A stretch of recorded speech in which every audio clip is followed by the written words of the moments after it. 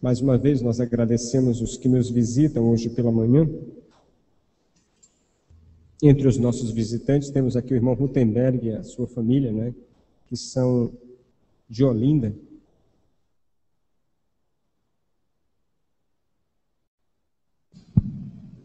Estão nos visitando nessa manhã. Muito obrigado, irmãos, sejam bem-vindos, viu? Meus irmãos, hoje nós estamos começando o mês de maio. É o nosso primeiro domingo. Estamos iniciando o mês da família. Todo mês de maio a gente trata da família. Não é algo muito fácil da gente tratar na igreja, porque nós lidamos com tantas situações divergentes no seio familiar. Mas nessa manhã eu quero chamar a atenção dos irmãos à necessidade que nós temos de orar pelas nossas famílias. Às vezes eu olho o futuro e confesso aos irmãos que eu suplico a Cristo para voltar logo, porque eu não vislumbro um futuro promissor para o meu neto que vai nascer, por exemplo. Passamos momentos tremendamente difíceis na sociedade brasileira, a tal ponto de quererem nos calar. Algo que a gente fala hoje como cristão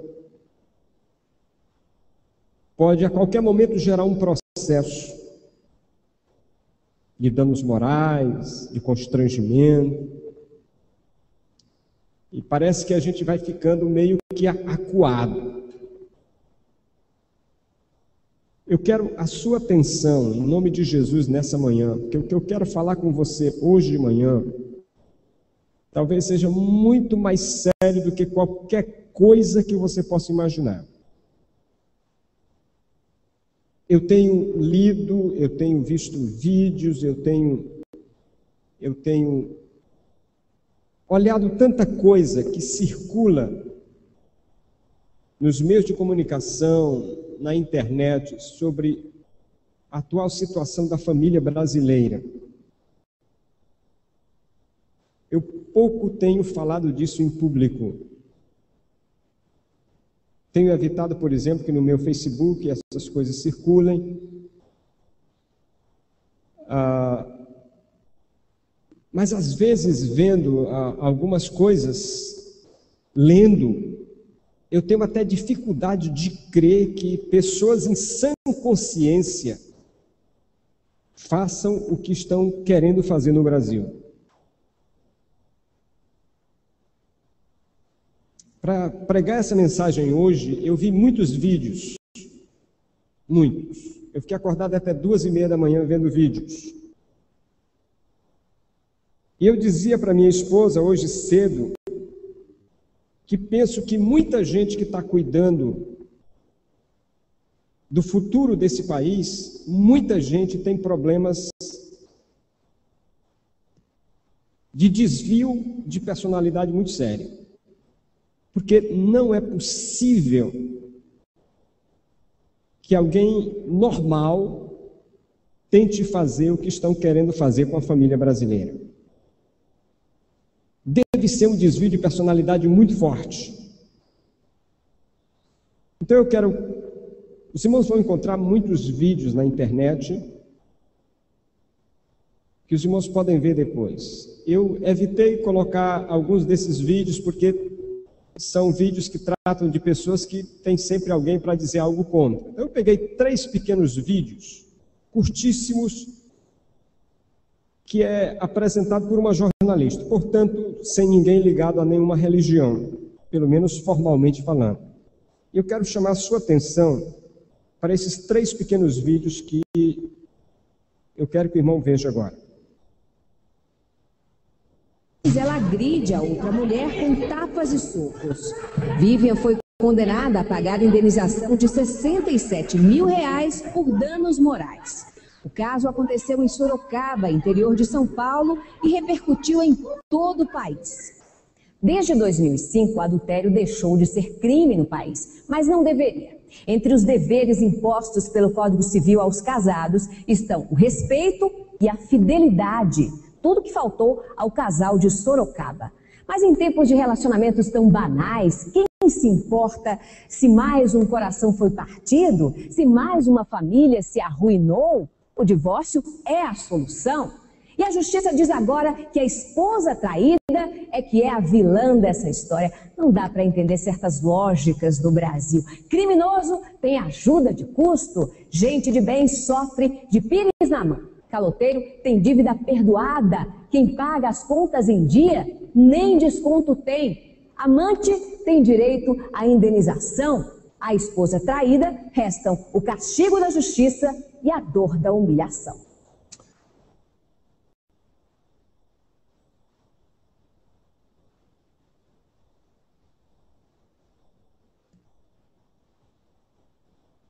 O Conselho Federal de Medicina vai levar ao Senado uma proposta favorável à legalização do aborto. O texto será analisado pela comissão que discute a reforma do Código Penal. A proposta dá à mulher o direito de abortar até o 3º mês. De acordo com o Conselho, o feto não sente dor antes de 12 semanas, porque o sistema nervoso central não está completamente formado. A cirurgia também seria mais segura para a mulher até esse período. O presidente do Conselho afirma ainda que com essa liberação, os abortos ilegais e inseguros diminuiriam. A realidade dos fatos mostram as mulheres fazendo aborto com uma grande iniquidade. As ricas em condições seguras e as pobres totalmente inseguras e elas as que estão enriquecendo as estatísticas de mortalidade e de morbidade. A CNBB, Conferência Nacional dos Bispos do Brasil, disse que a proposta está na contramão da vida. É o que pensa também o Movimento Brasil Sem Aborto, que reúne várias entidades do país. Então, não existe aborto sem morte. O aborto é morte por definição. Segundo o Ministério da Saúde, o aborto aparece em 5º lugar na lista das principais causas de morte de mães. Hoje, o procedimento é permitido em apenas 3 casos. Estupro, quando há risco à vida da gestante e quando o feto não desenvolve cérebro. A indefensável defesa do Conselho Federal de Medicina à causa do aborto é uma contradição abominável. Médicos que deveriam resguardar a vida agora apoiam a morte. Que vergonha! Consideram inaceitável mulheres morrerem em abortos ilegais, mas defendem a morte de crianças em abortos legais. Do alto de sua arrogância, o Conselho quer sentenciar qual vida tem mais valor. Ou será que o Conselho passou a defender o aborto de olho num novo nicho de mercado? Ainda bem que a Constituição, mãe de todas as leis, garante o direito à vida desde a concepção. Nenhuma lei infraconstitucional pode mudar isso. Mas quando médicos se sentem livres para defender o aborto e juristas nos dizem que o ninho de um pássaro vale mais que uma vida humana, podem apostar. Estamos perdidos. Foi enterrado hoje.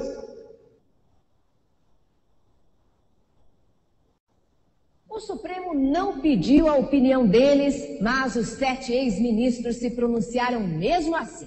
Causídicos brilhantes, eles redigiram um manifesto advogando pela descriminalização do uso da droga. Eu assino embaixo. Desde que o usuário arque com os custos de seu vício, internação, tratamento no SUS. Desde que o usuário seja responsabilizado quando rouba e mata para sustentar seu vício. Desde que o usuário seja corresponsável pela violência praticada pelos traficantes, pelos menores aliciados nos morros, pelas crianças viciadas nas portas das escolas. E se vamos inocentar quem compra, por que não inocentar também quem vende? Afinal, são almas gêmeas. Um não existiria sem o outro. Vamos liberar geral e fazer logo do Brasil a casa da mãe Joana. E nós ficamos por aqui. Uma boa noite para você. Bem, irmãos, selecionei esses vídeos. O irmão pode ter acesso a muitos outros vídeos na internet. Mas quando fiz isso, fiz pensando nesses assuntos que dizem respeito diretamente à família. São coisas assim que é difícil da gente entender. É difícil de entender que se queira aprovar o aborto, qualquer que seja a época do feto. É difícil entender que se queira legalizar a droga. Já basta o álcool que mata nesse país mais do que as guerras em muitos países do Oriente, e é legal. Basta a bebida que financia o nosso esporte, vergonhosamente financia o esporte. Não há associação alguma entre esporte e bebida.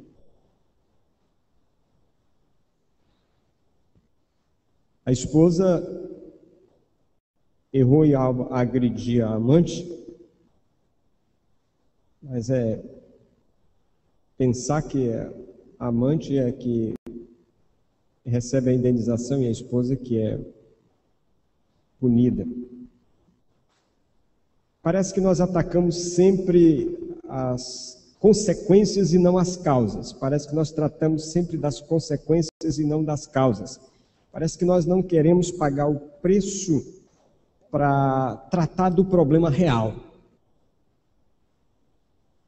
Tem um outro vídeo que o endereço está aqui na pastoral. O link dele está aqui na pastoral, os irmãos depois podem ver em casa, não passei aqui porque ele é longo, é um vídeo de mais de meia hora, então não quis passar esse vídeo, mas esse vídeo foi o vídeo que mais me chocou. Esse vídeo, a doutora Damares, ela fez uma palestra na primeira igreja batista em Campo Grande, Mato Grosso do Sul. A doutora Damares está aí, os qualificativos dela: é advogada, mestre em Direito da Família, assessora jurídica da Frente Parlamentar Evangélica no Congresso Nacional. Eu aconselho que o irmão, chegando em casa, entre na internet e veja esse vídeo. Esse vídeo é de chocar qualquer pessoa de bom senso.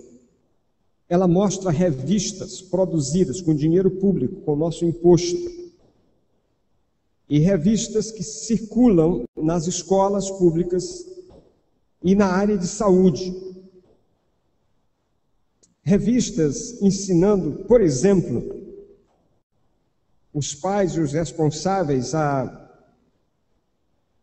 lidar com a ereção e a masturbação de bebês. Não se assuste, não, é isso mesmo. Revistas que incentivam a homossexualidade,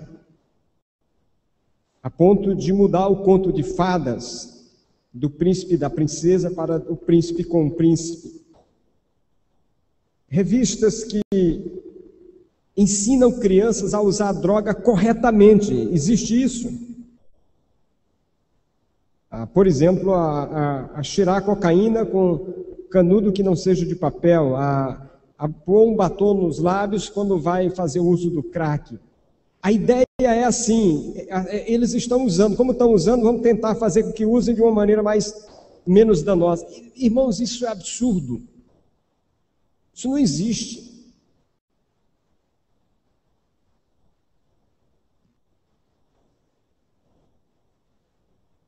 Cartilhas distribuídas nas escolas, ensinando as crianças a se masturbarem, meninas recebiam a cartilha como um espelho, para usar o espelho para poder saber como se masturbar.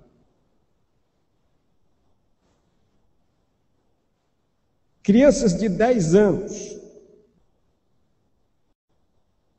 nessas cartilhas, precisando, por exemplo, dar uma olhada numa imagem lá e fazer uma descrição de 8 casos, de 8 ficadas. Cada uma dessas crianças precisava relatar quais foram as suas melhores 8 ficadas, com quem, onde foi. O meu filho, o seu filho que vai para a escola, vai dar de cara com isso aí. O meu filho, o seu filho que não fica, que eu ensino para ele que é pecado, que ele tem que ficar com a esposa quando casar, na escola ele vai ser constrangido a relatar esses casos. E quando ele não tem esses casos, ele vai ser discriminado pelas outras crianças, porque ele não fica. Inclusive, diz a doutora Damares, que nessas revistas tem até apologia ao sexo com animais. Eu vou parar por aqui, irmão, você pode ver esse vídeo lá. Algumas imagens ela disse, eu não vou mostrar porque ela estava num templo, eu vou cortar porque estou num templo. Isso, irmãos, está sendo usado nas escolas, com crianças.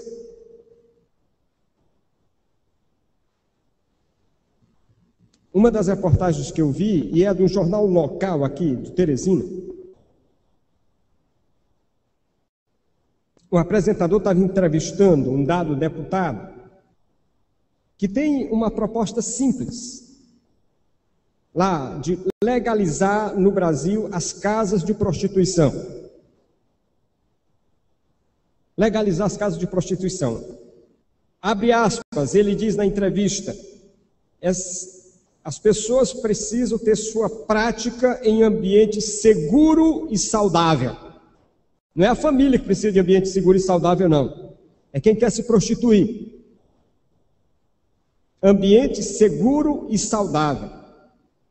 E aí, irmãos, eu fiquei me perguntando, com essa briga que estão fazendo para diminuir a maioridade no Brasil, redução da maioridade, eu fiquei me perguntando, vem a Copa das Confederações, e muito estrangeiro, muita gente aqui, e essa movimentação toda para diminuir a maioridade, legalizar as casas de prostituição, será que tem alguma coisa a ver? Ou será que eu sou muito burro e não entendo nada? Será que estão querendo pegar os nossos adolescentes, diminuir a maioridade, que aí eles ficam maior, eles podem usar essas casas de prostituição? Será que tem alguma coisa a ver ou não tem? Eu entendo, irmãos, que é difícil, com a lei que temos para os menores no Brasil, é difícil, porque hoje você tem um crime. Os criminosos levam um criminoso adolescente com ele, porque na hora que é descoberto, o que eles fazem? O adolescente assume tudo, porque não acontece nada. Eu sei que isso tem que ser resolvido. Eu sei que o adolescente que comete um crime de adulto precisava ser tratado como adulto, porque cometeu um crime de adulto. Mas daí querer diminuir a maioridade, tem uma coisa que precisa ser avaliado, tem algo que precisa ser questionado. Não dá para resolver assim. Os irmãos viram o caso da dentista, que foi queimada, viva. Sobrinho do pastor Ivan Moutinho. Irmã? Prima. Obrigado, Deron. Pastor Ivan Moutinho. Queimada viva. Na hora que são pegos, quem é que diz que queimou? É o adolescente. É sempre assim. A gente sabe que esse problema tem que ser resolvido. Mas daí pensar em reduzir a maioridade, isso não pode ser assim. Irmãos, nós estamos indo de encontro à família, nós estamos atingindo a família. Nós, os crentes em Jesus Cristo, estamos desafiados pelos poderes das trevas.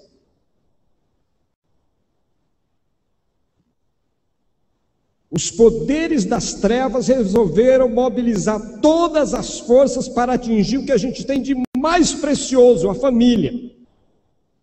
A família, irmãos, vale mais do que a igreja. A família vale mais do que o Estado. Porque a família é a base de tudo na nossa vida. Se a gente atinge a família, nós destruímos todo o resto.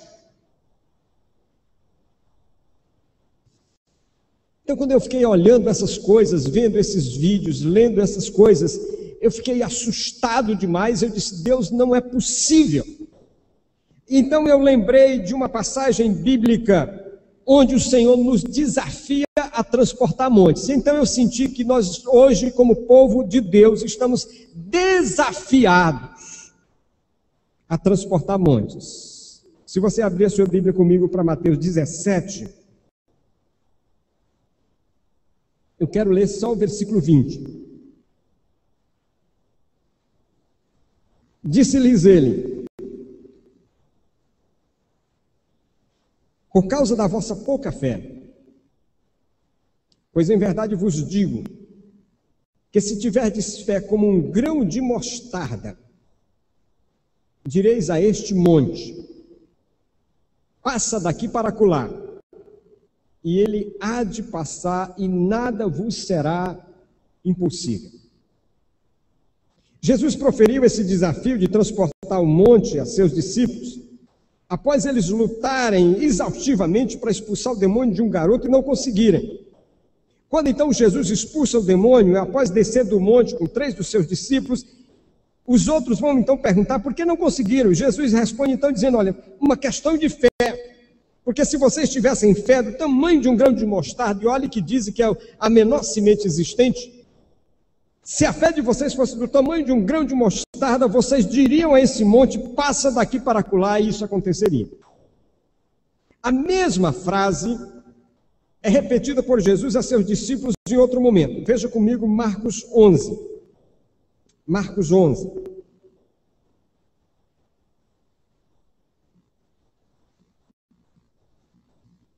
Versos 22 a 24. Respondeu-lhes Jesus, tende fé em Deus. Em verdade vos digo que qualquer que disser a este monte, ergue-te e lança-te no mar, e não duvidar em seu coração, mas crê que se fará aquilo que diz, assim lhe será feito. Por isso vos digo que tudo que pedirdes em oração, credes que o recebereis e tê-lo-eis. O contexto aqui foi quando Jesus lançou uma maldição sobre uma figueira que ele procurou para se alimentar e ela não tinha frutos. Jesus então lançou uma maldição sobre ela, dizendo que ela não produziria mais fruto. No outro dia, quando os discípulos passaram com ele, a figueira estava seca. Então os discípulos ficaram admirados daquilo.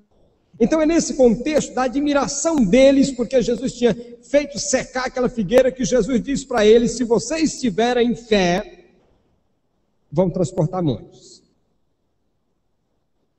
Então eu creio, irmãos, que chegou a hora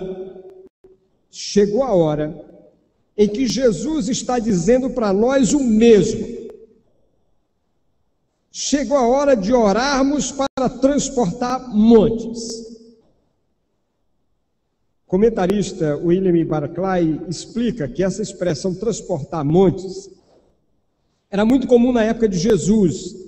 Era usada para referir-se a um grande mestre que podia expor e interpretar as Escrituras, que podia explicar e resolver dificuldades das Escrituras.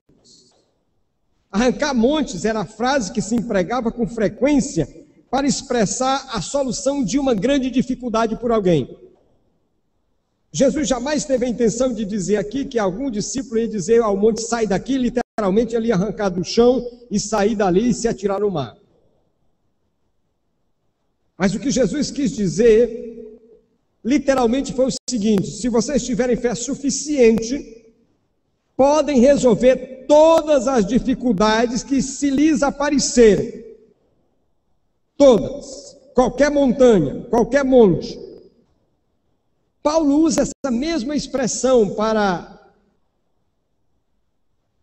dar a certeza desta interpretação.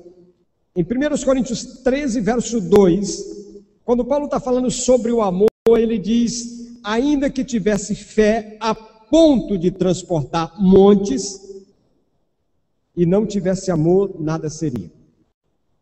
Então o que Jesus está dizendo para nós é o seguinte, quando vocês tiverem um obstáculo, quando vocês tiverem um desafio que pareça uma montanha diante de vocês,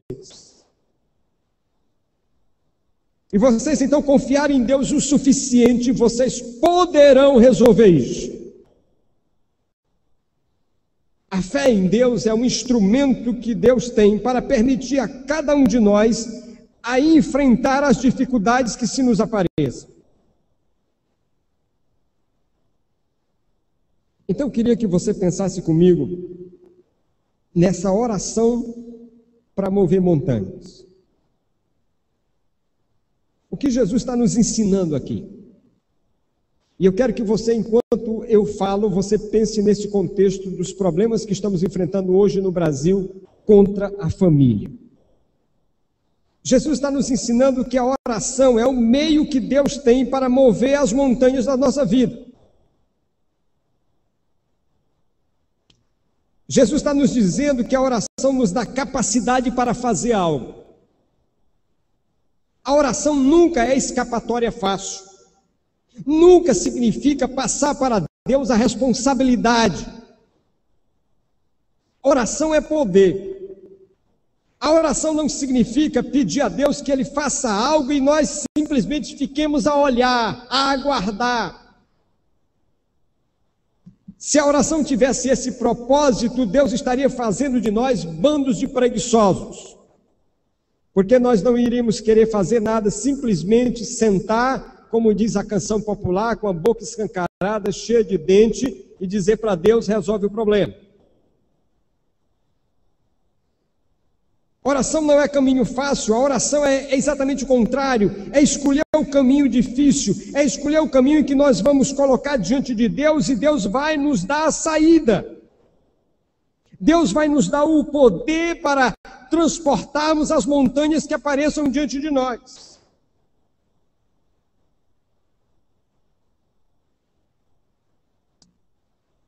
A oração é o meio pelo qual recebemos o poder, a direção, a orientação, a capacidade para lidar com as montanhas. Então eu devo orar e encarar a montanha. Eu devo orar e trabalhar. Eu devo orar e agir.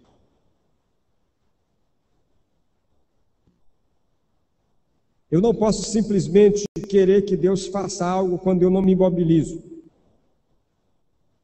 Então deixa eu dizer para os irmãos que nós precisamos, como crentes, como igreja, nos envolver numa campanha de oração, que Deus nos faça capazes de mover a montanha erguida na sociedade brasileira para destruir as nossas famílias. Então, quando a Junta de Missões Nacionais lança uma campanha dessa, irmãos, nenhum de nós pode ficar de fora. Nenhum de nós. Nós precisamos entender que essa batalha será resolvida, será vitoriosa diante do trono de Deus. Precisamos crer que Deus pode fazer isso. Precisamos crer que Deus quer fazer isso e nós vamos nos envolver nisso. Como Jacó envolveu-se no vale de Jaboque, para Jacó foi uma luta tão real, que o texto bíblico diz que ele saiu dali mancando e nunca mais voltou a andar normalmente. Uma luta tão intensa que ele foi atingido fisicamente e nunca mais voltou a andar normalmente. Meus irmãos, Deus está nos convocando a esta luta. Precisamos orar incessantemente e intensamente para que Deus mude homens e mulheres que estão no poder nesse país, que estão criando leis e tomando decisões nesse país. Nós precisamos orar intensamente para que Deus mude o coração destas pessoas.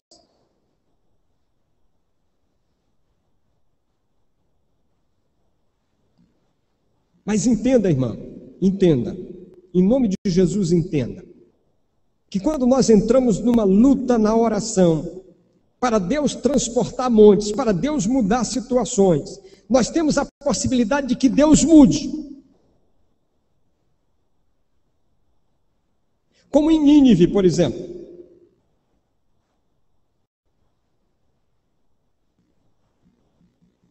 Que após a pregação de Jonas, uma cidade inteira se dedica à oração e Deus muda o quadro completo.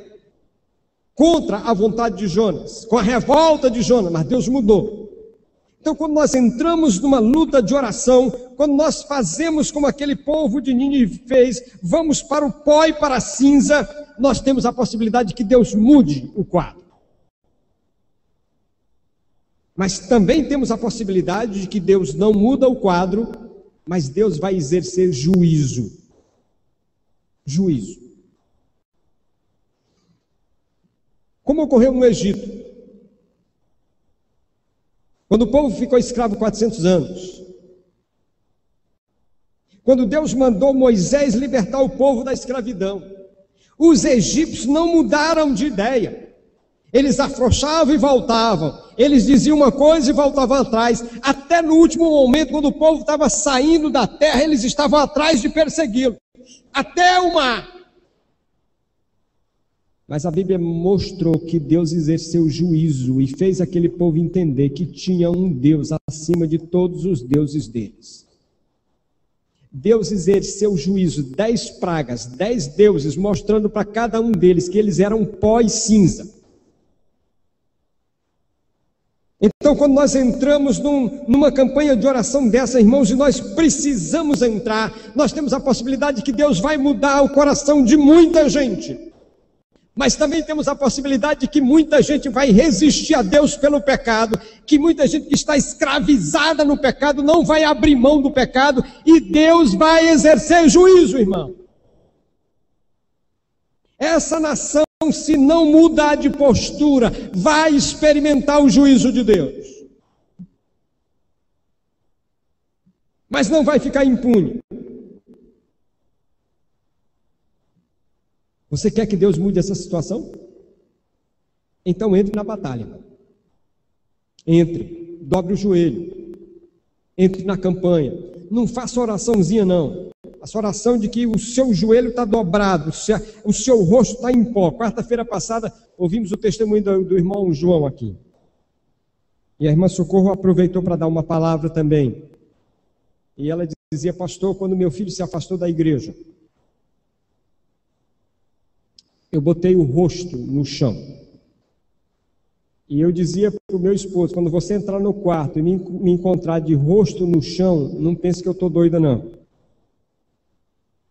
Eu estou diante do meu Deus, porque eu vou botar o rosto no pó até meu Deus trazer meu filho de volta. Ela disse, no dia que meu filho veio aqui à frente, voltando para a igreja, voltando para o Senhor, eu chorei, porque Deus ouviu o meu clamor do rosto no chão. Charles Spurgeon dizia, as orações são as armas de guerra do crente. Quando a batalha é demasiado difícil, dizia Spurgeon, quando a batalha é demasiado difícil para nós, chamamos o nosso grande aliado. A batalha está difícil, irmãos. A batalha está dura demais. Porque quem está lidando contra nós, contra a família, tem o poder na mão. Tem o poder na mão. Como é que alguém em sã consciência decide que um aborto pode ser até dado a semana e dada não, porque o feto não sente dor? Quer dizer, se eu te matar sem dor, pode morrer, não tem problema não. Não tem problema. Então, se vou te anestesiar, te mato, não tem problema nenhum, tu não vai sentir dor, então não tem problema. Só tem problema se sentir dor, se não sentir, não tem problema. Nós precisamos entender que essa batalha é contra pessoas que têm o poder na mão.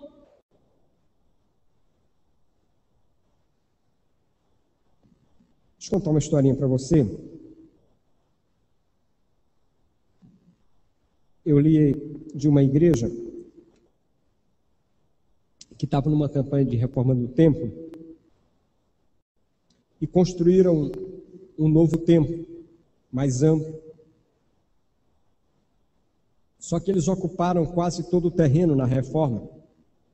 Ficou pouca coisa para estacionamento. E quando eles marcaram a dedicação do templo, 10 dias antes, as autoridades locais foram para fazer a inspeção, para liberar o templo para a dedicação. E na inspeção, os fiscais detectaram que o espaço de estacionamento era muito pequeno para a quantidade de gente no templo. Então eles disseram que não dava para liberar o templo, a não ser que a igreja resolvesse o problema do estacionamento. O templo tinha sido construído até o limite de um morro que ficava atrás, no final do terreno. Havia um morro. Agora todo mundo já estava convidado para a dedicação, convite distribuído, a igreja preparada para isso. E quando as autoridades deram aquele parecer, o pastor ficou muito preocupado. Então, no culto da manhã, ele resolveu pregar uma mensagem assim, meio dessa que eu estou pregando. E aí disse para a igreja: meus irmãos, é o seguinte, eu quero convidar os irmãos que creem que Deus tem o poder de usar a nossa fé para remover montanhas. Eu quero convidá-los a vir comigo à noite, após o culto da noite, e nós vamos nos reunir em oração para Deus mover aquela montanha lá, aquele monte que está lá no fundo do terreno, para o nosso estacionamento. Eles queriam ficar uma noite de oração, pedindo para Deus remover o monte que estava lá no fundo do terreno. E providenciasse dinheiro para que eles pudessem asfaltar aquilo como estacionamento. Isso tinha que acontecer antes do domingo seguinte, que era o dia da dedicação. No horário combinado, reuniram-se ali para a oração, para Deus mover o monte. Dos 300 membros da igreja, 24 apareceram para a oração. Aí eu fico pensando no nosso culto de oração quarta-feira, né? Estamos empatados. Então eles oraram ali por cerca de 3 horas. O pastor foi o último a dizer o amém. E ele terminou aquela reunião dizendo assim: conforme está planejado, inauguraremos o templo no próximo domingo. Deus nunca nos abandonou, disse ele, e creio que desta vez Ele também não vai nos abandonar. Deus é fiel. E foram para casa. Na manhã seguinte, quando o pastor chegou no seu gabinete, alguém bateu a porta. E aí ele disse: entre. E quando a pessoa entrou, era um homem de aspecto muito rude, com chapéu na cabeça. E aquele homem tirou o chapéu e foi dizendo: pastor, me desculpe, mas eu sou o empreiteiro da obra do shopping que está aí do outro lado da igreja. E nós estamos com um problema muito sério. Nós estamos construindo um grande shopping, estamos precisando urgentemente de aterro. E nós não temos como buscar longe. Nós estávamos discutindo isso numa reunião ontem, e olhamos para a igreja e vimos esse monte que tem aí atrás. O senhor não estaria disposto a nos vender a terra desse monte? Nós compramos a terra, tiramos tudo e ainda asfaltaremos o resto de graça.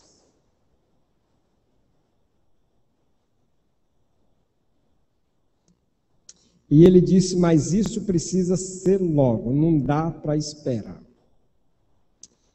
Pois é, irmãos, no dia marcado, no domingo seguinte, e aí não tinha mais 24 irmãos reunidos para a dedicação do templo, não, né? Tinha mais de 300. Para orar, para remover o monte, só era 24. Mas para comemorar a dedicação do templo, estava a igreja e mais muita gente. Jesus diz assim que se nós pedirmos com fé, tudo o que pedirdes na oração, crendo o recebereis. Crendo o recebereis. 1 de João 5, 14 e 15 diz: esta é a confiança que temos nele, que se pedimos alguma coisa segundo a sua vontade, ele nos ouve. E se sabemos que ele nos ouve, tudo o que pedirmos, sabemos que temos as petições respondidas. João diz: olha, aquilo que pedimos confiado nele, diz, ele ouve, e se ele ouve, nós temos a segurança de que ele vai nos responder. Tiago fala de Elias. Tiago 5, 17 e 18 diz que Elias era um homem sujeito às mesmas paixões que nós, um homem igual a nós, Tiago diz, ele orou com fervor para que não chovesse, por 3 anos e 6 meses não choveu. E orou outra vez, e o céu deu chuva e a terra produziu frutos. O irmão lembra da história? O povo de Deus estava envolvido com a idolatria, adoração a Baal, e então Elias vai lá e ora e diz, não vai haver chuva. Mas quando o povo se arrepende e se volta para Deus, os profetas de Baal são mortos. Então Elias vai orar para que chova. Deus veio a Elias e disse, depois de dias veio a Elias a palavra do Senhor no 3º ano, dizendo, vai-te, apresenta-te a Acabe, e eu mandarei chuva sobre a terra. Então Elias foi apresentar-se a Acabe, e a fome era extrema em Samaria. 1 de Reis 18, 1 e 2. Então Elias vai para Acabe e dizer que vai chover, mas o texto bíblico diz que Elias vai orar a Deus, uma oração persistente, diz que ele botava a cabeça entre os joelhos, e ele orava para chover, e então mandava o seu servo lá, vai lá olhar para o mar para ver se vem chuva, e ele foi lá, e nada de chuva, não tem nada, não tem nada. Ele foi lá, irmãos, por 7 vezes, e só na 7ª vez ele diz, olha, tem uma nuvenzinha lá do tamanho de uma mão. Então ele diz, corre e vai dizer ao rei que a chuva está chegando. 7 vezes. 7 vezes. Parecia que a resposta não vinha. Parecia que Deus não ia responder. 7 vezes, mas 7 vezes ele não desistiu, ele não parou de orar.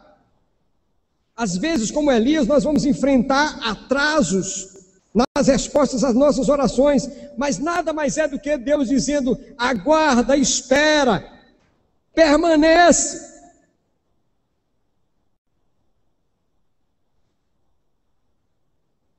Elias estava na expectativa, aguardando, porque ele esperava na promessa, na palavra que Deus tinha dito. A promessa é, por isso vos digo, que tudo que pedirdes em oração, crede que o recebereis e o tê-lo-eis. Tudo que pedirdes, crede e o recebereis.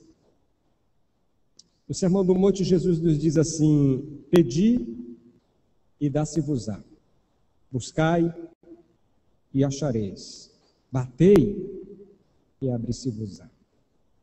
Irmão, peça, busque, bata, creia, espere, a resposta virá.